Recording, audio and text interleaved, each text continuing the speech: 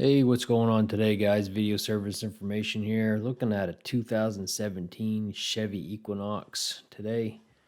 Customer was complaining while they were driving down the road, they started to smell gear oil. They stopped and pulled over, then they noticed they had fluid dripping from the front of the vehicle. Got the vehicle in the shop up in the air. Got looking at it, we noticed the whole undercarriage was oil soaked and it smelled like gear oil, and found the transfer case had exploded from the inside out. We didn't see any external damages anywheres. There's no signs of impact damage like from an outside source into the transfer case.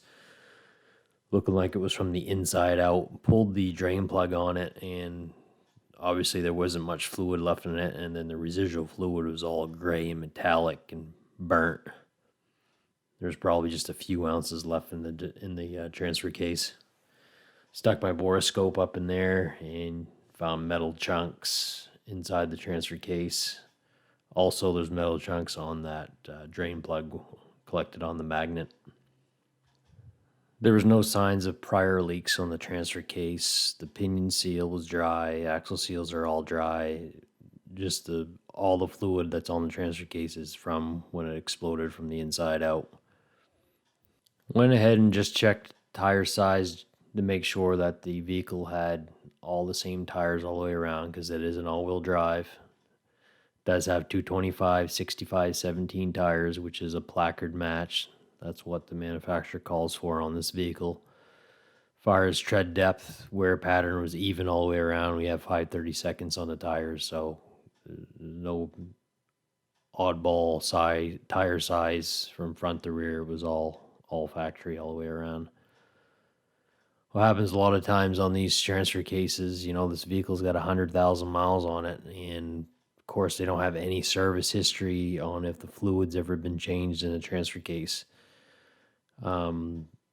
Since these transfer cases, they only hold about a quart of oil. There's not much of a capacity on them. And then, we got condensation over time, temperature change and stuff. And with the moisture in the fluid ends up breaking down and causes extreme pressure in the bearings, because you don't have that good oil film like you're supposed to. A lot of times people don't even change the engine oil nowadays.